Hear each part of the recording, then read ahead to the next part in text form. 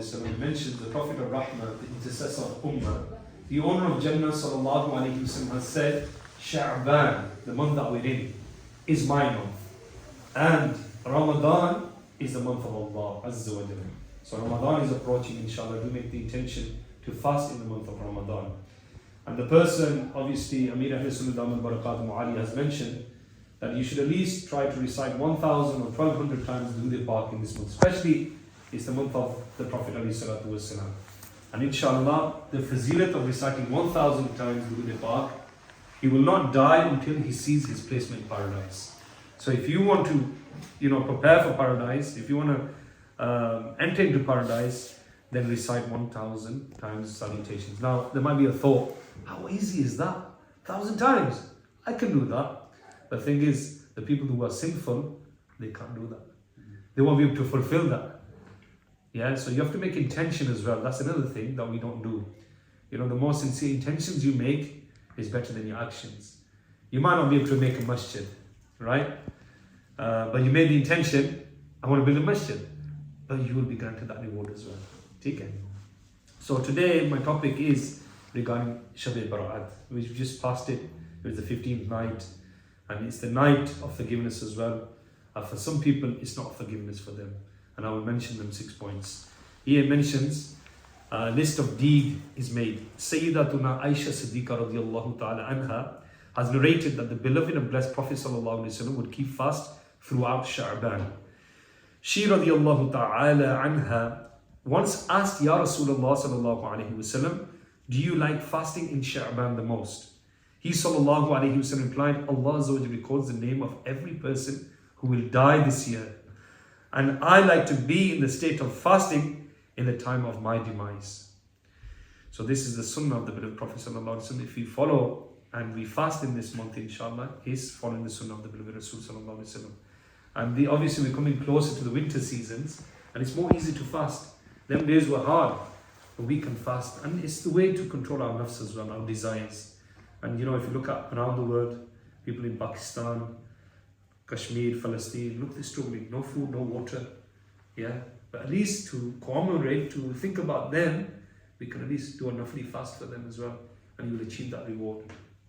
So moving on, my dear Islam brothers, how crucial this 15th night which has passed of Sha'ban al-Mu'azzam is. Who knows what will be predestined for him? Sometimes a person is heedless when he's unaware of what is in store for him. It is stated in Bunyatul Talibin that the shroud of many people are washed and ready, but the people who are going to wear those shrouds are wandering around in the marketplaces. There are many people whose graves have already been dug up and are ready, but those who are going to be buried in them are lost in happiness.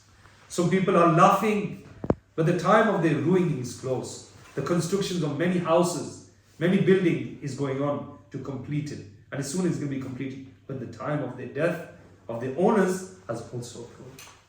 So are we really preparing for the akhirah, my dear Islam brothers? Yeah, we are going through luxuries, we want fancy cars, we want a beautiful wife, a girl, we're going down them lines, right?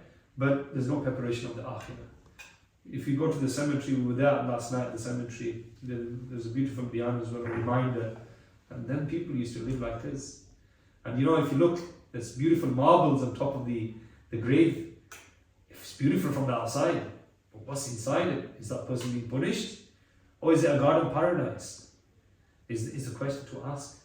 And what is our state going to be when we enter the grave? We don't think about grave. And the non-Muslims don't like to think about the grave. But if you think about the grave, it will make you a better person. And we see Haji Shab, Imran's father, your father, beloved father, has left this world. How many years has it been? So many years. There's different life in the grave. Don't think that's it, the person's finished and he's gone. No, there's accountability. On the day of judgment, you're going to have to give account for what you have done. And Salah is farz. And the month of Ramadan that is approaching is farz. And we deliberately miss one fast, right? You won't be able to attain that reward even if you were 100 years to fulfill that fast. So this is why it's very important. Allah's given you breath, He's given you eyes, He's given you a language to speak, He's given you a mother and father. They're still alive, you've got their blessings. Yeah? But we need to thank Him. And the way to thank him is salah, to perform salah, to put your head down. That's the lowest thing you can do. And if I were to give you £100, and you say, why are you giving me £100 for? You're going to say, Yar, thank you, Yar. You're going to hug me for it. Because you're pleased that I gave you a gift of £100. But Allah's got a huge reward for you if you pray. Yeah? So who are the people who are deprived from in this night? So dear Islam brothers, Shab Bharat is a vital night. And it must not be spent carelessly. Downpour of special blessings is showered in this holy month.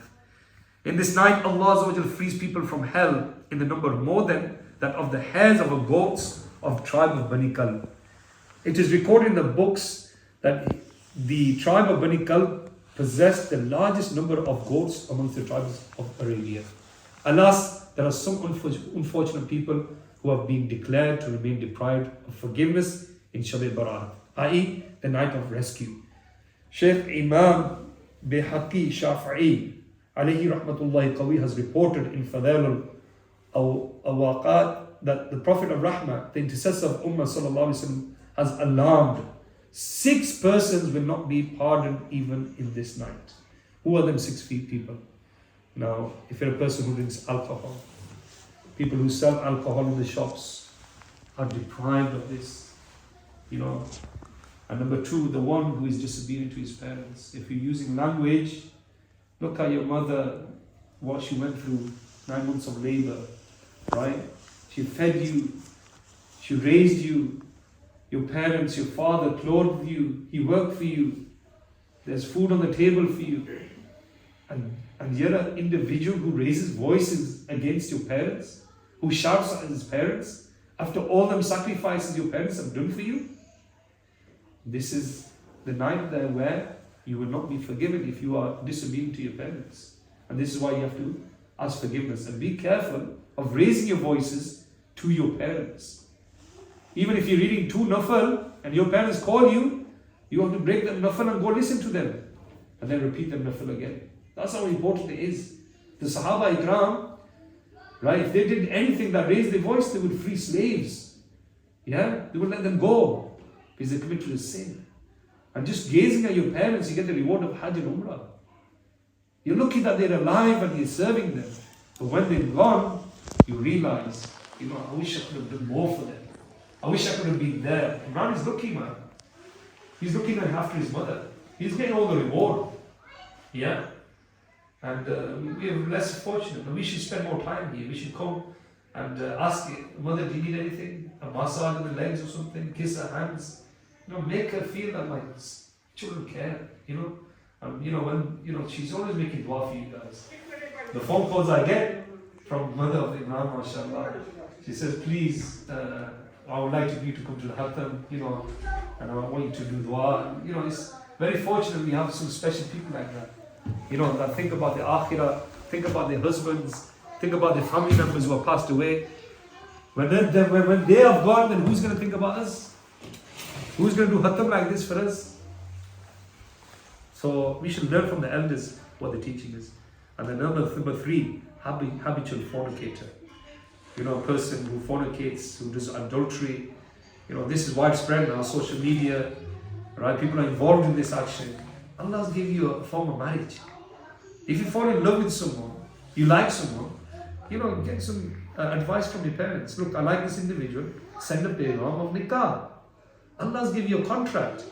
I mean, marriage is, it's a blessing. Half of your iman is fulfilled by marrying. Why fornicate? Why do these actions? What if that individual becomes pregnant? Either you're going to end up losing that child, doing an abortion. The abortion rate is quite high in the UK. Right? And this is why it's very important we have to follow the rules and regulations of Islam. If we follow that path, then everything is right for us. But if you take the path that is negative, then we will have problems. There was an individual I quickly mentioned that we were walking, like we go to the street walk, don't we, sometimes. And there was an non-Muslim lady, she approached us. And she invited us to our house. She says, I've got a big problem. What's your problem? There's a Muslim guy vandalizing our property. He's vandalizing my car. Look, he's broken my mirror. What for? Couldn't think why he did it. But she wasn't telling the full facts of the story. So when we got the Islamic brothers together from masjid, we went over, because she was a counsellor. She had a high position. And I didn't know this until she was my neighbour. And I thought, look, neighbour and Khatham, man, we should listen to them. So I went over, and you know what she said? Oh, my daughter, he has a relationship with my daughter. And there was a young kid like came called, I won't mention his name, but come around. I was shocked. I said, are they married? He said, no. And then she was insisting me to take her son to teach him Quran, like she tried to be nice to me. And I said, what's the issue then? And you know what? He didn't tell the relationship to his parents. Parents what program did they see? They took in Pakistan, they got married, BV aayegi idhar, right? They started claiming, benefits for the child. You're gonna have to start looking after them. They found out about marriage. He didn't tell them either. Phasi gaya dada, right? Oh, what kya kare bechara? He started vandalizing the properties. He started going and trying to beat the radio. Because his child maintenance, he has to pay for it. It's a lot of money. So he couldn't bear it. What kya kare? So if you did the right channels, it must not pada. Okay? So we have to be very careful. And number 4, the one who cuts off family ties. Okay? You've got relatives, mashallah, you're all together today. Yeah? There might be one certain individual not here. I can't see Brother Tabir here. He's Paul. May Allah grant him shifa. But I'm just saying, generally, cutting off ties with family is a major sin. We have to be very careful. Okay? If you keep these links, you can help each other. Whenever there's problems, you're there for each other as family. Okay? The one who sketches portraits, makes pictures of living things that Allah's created. Now this facial, your beauty that you've got, Allah's created it. You are created from the nur of the Prophet sallallahu alaihi wasallam. If you weren't for the Prophet, you would not be here. But Allah's created you. And whenever you look in the mirror, reflect of the Prophet alayhi salatu wasallam. Try to own in your face with the beard. Because one face length is wajib, is sunnah of the beloved Prophet sallallahu alaihi wasallam. Okay? And the last one, before I finish off, the one who tells tales, goes behind each other's back, and he does backbiting. He takes that muhabbat away. Yeah? So we should speak good about people. We should try to get the family members together instead of talking bad about someone. Okay? So this is something I've mentioned about Shab Bharat. So try to do much of the istighfar. There was 6 nawafil that we were supposed to pray. Alhamdulillah, we did them yesterday. So the night has already passed. But if you start into nafil anyway, for the rizal of Allah, for your sustenance, for your life expanding, Ya Allah give you blessings in your life and sustenance, and not make you dependent upon anybody except Allah. So these were the virtues of reciting these nafil. And there was Surah Al-Ikhlas to recite as well, and Surah Yasin. So try to open the Quran much as you can, because the month of Ramadan is approaching. Try to complete one Quran. If you can't recite Quran, I can appoint a teacher for you. I can teach you online 30 minutes every day. Right? Because on the day of judgment, if your wives or your children complain that my father never gave me religious knowledge, Dawat Islami has given you a platform now. What happens is they give you a teacher, female teachers for your wives and your daughters, and they'll teach you online 30 minutes a day. How much is it? 30, 40 pounds a month. But you've done your right, by giving them religious knowledge. So think about this and do tell me, inshallah, I'll set it for you. But we need to prepare for the afterlife.